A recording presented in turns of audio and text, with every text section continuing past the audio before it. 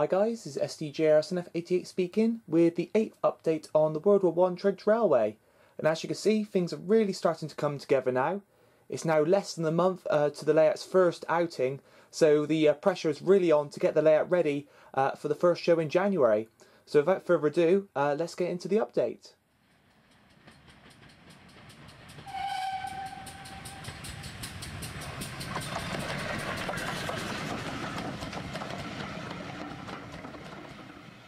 So one of the most drastic changes since the previous update is the addition of mud around the artillery battery and tank servicing area.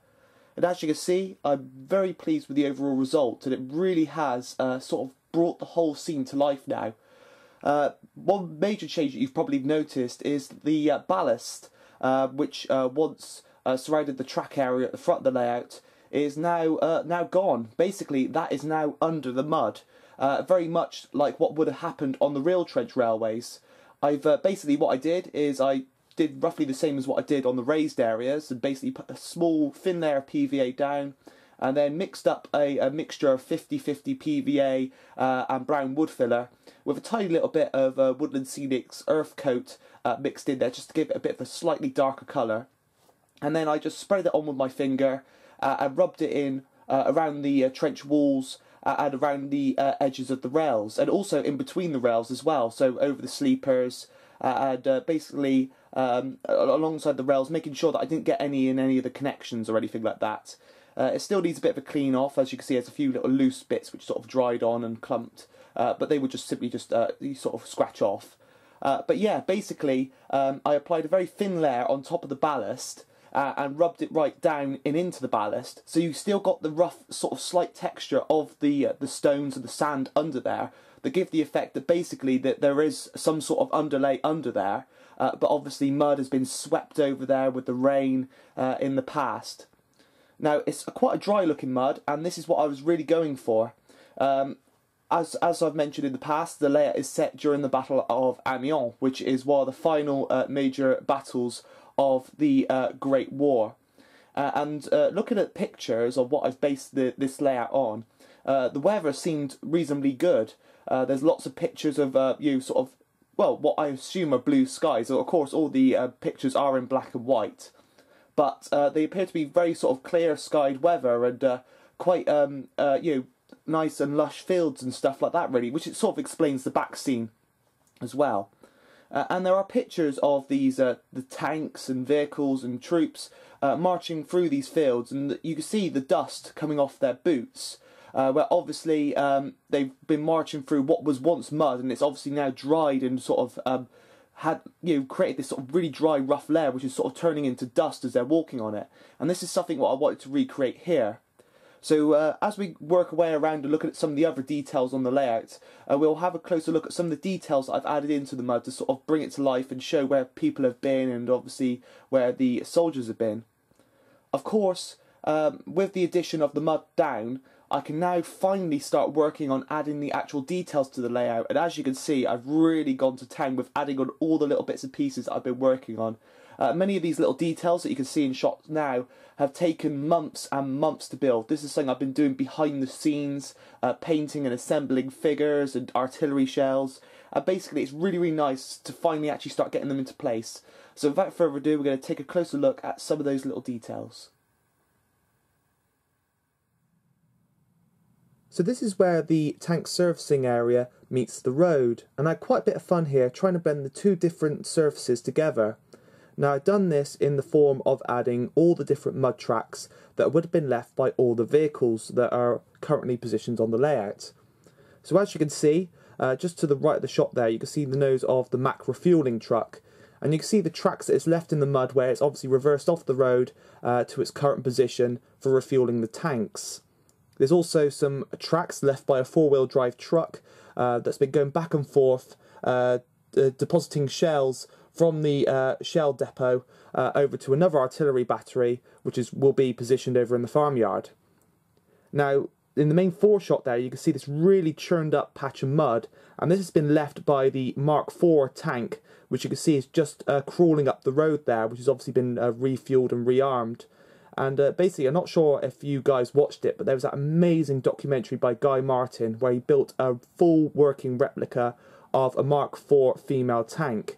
And watching that documentary, not only was it just interesting to find out more information about these vehicles and the men that drove them, and of course the battles they took part in, but also when they finally built the replica, on how these machines actually moved. And this is something I wanted to recreate and show people on the layout. Of course it's a static model, so you can't really show it moving on the layout. But what you can do is you could give a representation on how it would have turned and how it would have moved through the mud by what tracks it would have left in the mud.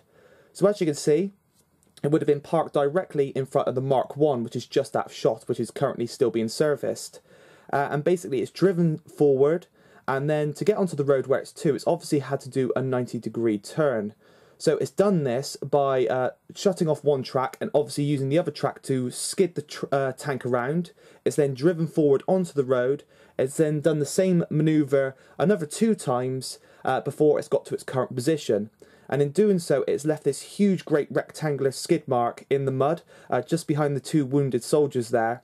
And then you can see it's also left these sort of angular skid marks also on the road, so basically where it's obviously shut down the one track, and the driver has used the other track to spin the tank around, and in doing so has sort of shaken the dried, encrusted mud off the tracks and sort of chucked it across the road. And yeah, I'm really, really pleased with how this has sort of come out. Of course, most of that is still loose at the moment, so I've got to find a way of you know, gluing that down. Of course, weathering it down a bit more and giving more of sort of some sort of mud shapes that would have obviously shown that they've obviously come off the track, maybe with a bit of like rivet detail stuck in it. Obviously, it's just shown it's just the dry encrusted mud has obviously just fallen off the tracks there. But so far, I'm very pleased with how it's come out. I've also started creating this little scene to the left with the little bus here. It's obviously waiting at the crossing to allow trains to cross, but it's also, what it's doing is waiting for wounded servicemen that have obviously been brought back from the front line via the railway. So basically ambulance trains would be coming out of the trenches, or out of the trench, which obviously leads to the front line a couple of miles away. And basically they'll be coming in with the wounded servicemen. They'll be getting off the train here, where they'll be taken to a field hospital to service and basically just get their medical treatment and hopefully back on their feet again. So I thought that'd be a nice little scene to include here. So here's a closer look at the Mack refuelling truck. And the last time you probably saw this was when it was as an unbuilt kit in its box. To which I mentioned that looking at all the parts and judging by the instructions, it would be quite an interesting and time-consuming kit to build. And that it certainly was. This truck actually took 2 months to complete, but overall I'm very, very pleased with how it has come out. But basically you built absolutely everything on this vehicle. You assembled the little gearbox underneath, all the chains on the rear drive axle there you can just see, but also you actually built the engine. This included adding the cylinder blocks, the head gasket, absolutely everything, and ironically you cannot see half those details because of the bonnet is actually on there, but I guess it gave you the option if you wanted to have the bonnet open. As you can see, the vehicle's fully painted, it's got its transfers, and also it has had its coat of weathering, so it blends in with the muddy location that it's positioned to on the layout. What I've also done is I've added a pile of sandbags around the back of the truck where obviously all the refuelling points are to. This is to give the effect that obviously soldiers obviously put these bags around here in case there was a spillage or a leak, and basically they obviously don't want flammable liquid going anywhere near the artillery battery, which is just a couple of yards away. I guess it also doubles up of any shrapnel from the recoil of the gun, so i.e. the hot shells that have been spat out, they don't sort of go anywhere near the truck either and potentially start a fire. So I thought it would be a nice little thing to sort of add onto the back, and a nice little detail to add to the layout there. So here's the Mark 1 tank that is pretty much featured in every update since the beginning of this project. And like the refuelling truck, it has received its transfers and a coat of weathering. The weathering itself has been done by simply watering down some of the wood filler, creating a sort of wash which I've brushed over the tank and all the little cracks and crevices and over the raised areas such as the rivet detail to sort of make it all stand out and basically show where mud would have got trapped and basically stuck in these vehicles, and obviously creating the built-up effect that you see here. One thing that I really enjoyed about doing the weathering on this particular vehicle is the mud on the tracks, and I really spent a bit of time trying to build up the desired effect that I was after from pictures that I've been obviously looking at of these vehicles in action. And especially if you look at on the underside of the tracks, where the tracks are starting to go back underneath the tank itself, you can see where I've managed to recreate the sort of the effect of the mud sort of hanging down, which is something I'm very pleased with. Now, as you can see, the tank has also gained its own crew. Now, this is special thanks to a company called WD Models, which is run by a guy called Barry. And basically, I wouldn't have been able to do it without him. Basically, half the details and half the scenes that you will now see on the layout, hopefully throughout this update, will be created thanks to items in his World War I range. Basically, all he produces is figures and accessories and even vehicles that were used during the Great War, and basically without him I wouldn't have been able to do half of this, because World War I stuff is so hard to come by, but he's done an absolutely amazing job. So I'll put a link to his website in the description below, but I cannot thank this guy enough. And basically he creates these amazing figures which you see here. So this is a British World War I tank crew. And as you can see, they're in a number of positions here. So we got the tank commander there, and he's pointing out to one of the crew where some oiling needs done on the tracks. You can just see behind the turret there, there's some sort of legs sticking out. This is probably the driver, either a gunner or one of the other members of the crew, and he's basically just leaning up against the edge of the tank there, having a bit of a relax, while the rest of them are getting on with their work sort of thing. He's also got a cigarette in his hand, which I think is quite funny. Around the back of the tank, just out of shot, there's another tank member of the tank crew. He's got an oily rag in his hands, and basically he's just wiping his hands off with this rag. Obviously he's done his bit of part of oiling part of that part of the tank, or servicing part of the engine, so he's just sort of getting the oil off of his hands, and he's talking to another member of the crew, which you can just see to the right behind the tank. Now these crew come unpainted, so obviously I've gone and painted them all. And also some of them, their arms come separately, and also their heads. So you've also got an option of different heads to put on the different figures. They also come with the Brodie helmet. For this, I've just used the sort of the standard cap for these guys here, because I thought they look quite nice with the sort of the caps on, to show that they are slightly different from the other members of the figures that are on the layout. So you'll see the artillery men in a moment, which are also from Barry's range. So yes, do check out his range. I highly recommend it, and we'll take a look at some of the other figures and accessories that I've purchased from him over the past couple of months.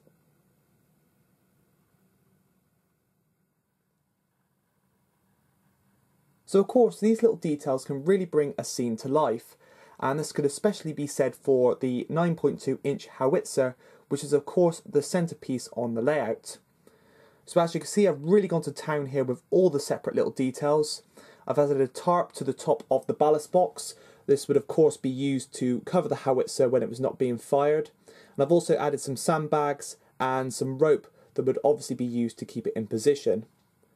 I've also added some duck boards to either side of the howitzer there. This would allow some solid footing for the crew to go and change the trajectory of the howitzer when it's being fired for the next artillery barrage. I've also added the crew themselves. Again, these are from WD Models. They've all been painted and assembled. I've positioned their arms into sort of positions to show that they're sort of like preparing the howitzer for the next assault.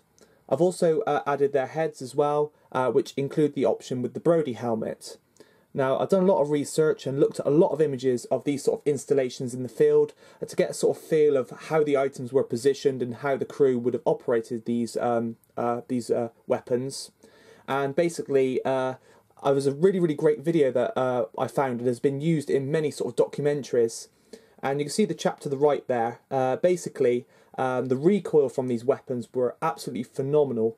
And the chap to the right, when there's a shot of one of these being fired, and the recoil just blows this guy's helmet off, and you watch his Brody helmet go flying off into the trees behind him, and sort of the crew on the other side just sort of laughing. So obviously he probably had to do a bit of a walk to go try and recover it from the undergrowth behind him. So I thought that was quite an interesting shot, so that's why I went for the Brody helmets with these as well. You can see by his feet, we have some more duck boards, which of course the chap on the left is also standing on. But we also have some artillery shells. Now, artillery shells are going to be quite a sort of poignant feature on this layout. Of course, it is an artillery battery, so they're definitely needed. But artillery shells played a massive role during the Great War. In fact, they were mainly the weapon of choice, really. Basically, these shells of all different shapes and sizes would have been used by either side. And yeah, they were quite gruesome bits of kit to use, and over 2.1 billion shells were fired during the course of the Great War, so it only makes sense to have quite a few of them actually depicted on this layout.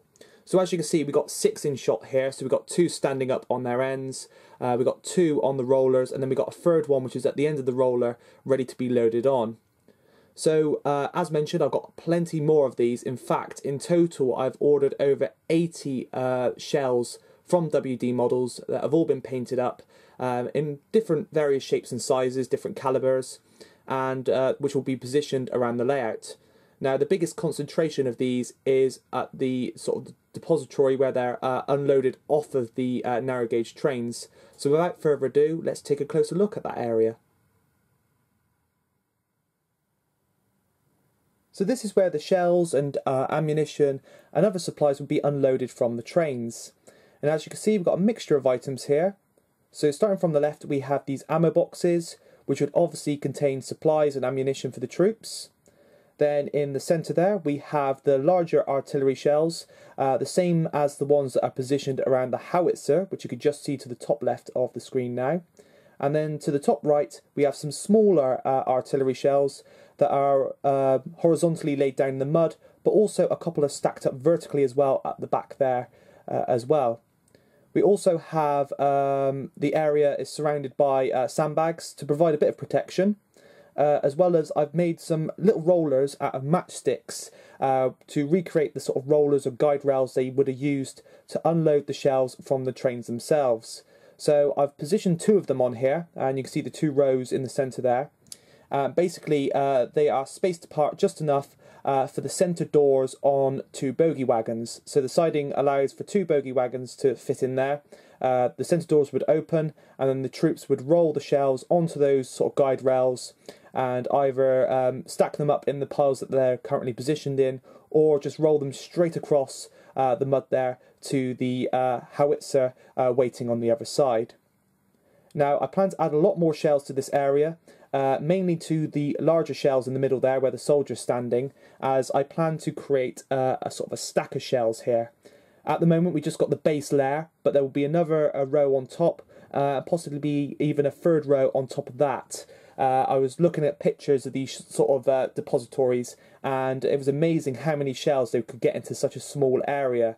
Although I personally wouldn't have liked to have been standing anywhere near them the way they were stacked, as of course they are cylindrical, they do have a habit of rolling, and the way they were stacked up, you were thinking, God, if one of those fell off, it would have been unbelievable.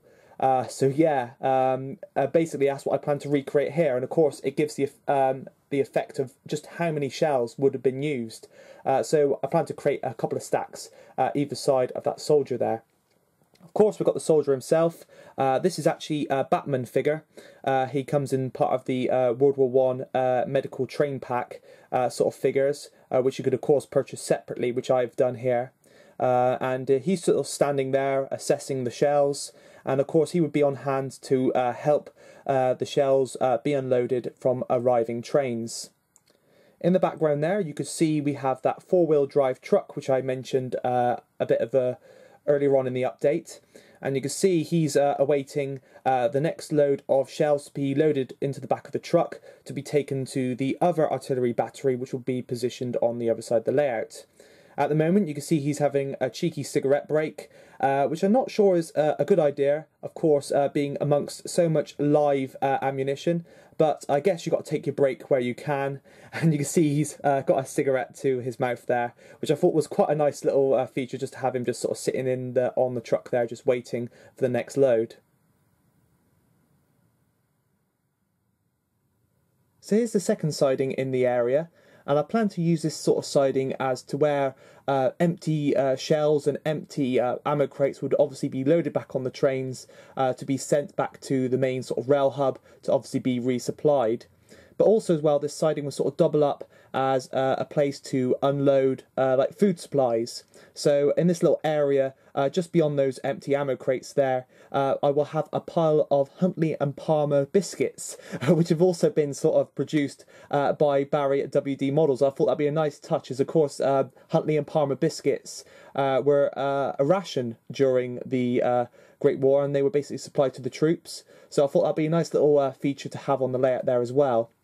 To the right of this area, I've got sort of tools and other bits and pieces that were obviously used to maintain the track work and the trench in the area. So you can just see there we've got a pile of duck boards, we've got a pile of sandbags, a couple of empty boxes that will probably have tools and stuff in for maybe digging out and maintaining the track work there.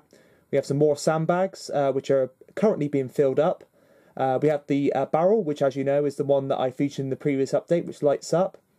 And then we have a pile of spent railway sleepers that obviously rotted away in the mud and have since been replaced. And we've also have some more duck boards which are leading into the trench, which we will now take a closer look at as well. So here is the trench, and like the rest of the layout, I've gone through this area with the mud, both either side the rails and also in between. I've also gone right out into the fiddle yard, so when you look underneath the back scene there, it just shows as if the trench is continuing right off into the distance, and you can't see anything in the fiddle yard, which I thought was quite nice, and I plan to do that with the wood at the other end as well. Now, like the rest of the area, I've also positioned a number of items in the area. So we now have a ladder that's leading up to the top of the trench wall, which ironically, that came as part of a farmyard items kit, which will obviously be used for adding items to the farmyard at a later date. But I found these ladders were the precise right height as the trench walls that I had built, surprisingly, so I thought it'd be nice to position one right there to give the effect of maybe a little point where soldiers could sort of climb up and assess the sort of the surrounding area.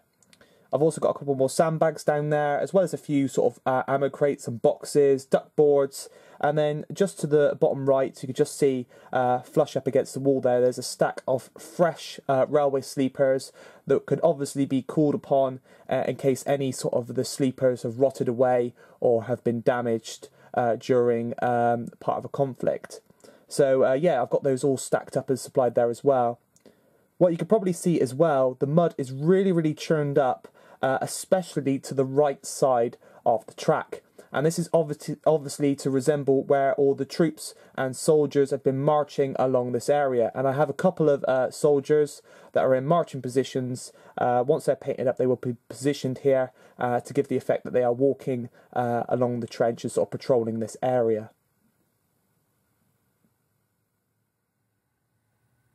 So I guess that's all for this update.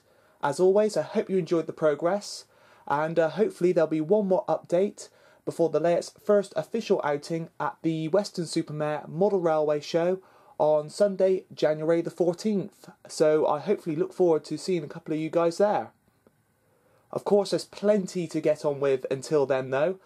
Main focuses will be the farmyard, getting the mud down and all the details put into place in that area. The artillery battery in the bottom left field, assembling the table, which hopefully shouldn't be too much of a hard task. It's a sort of a flat pack kit, so hopefully I'll be able to put that together in a couple of hours.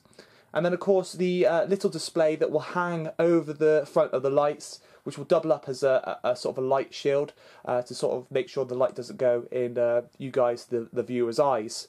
And of course, I will look forward to applying the final touches, the little details, and of course applying the official name to the layout.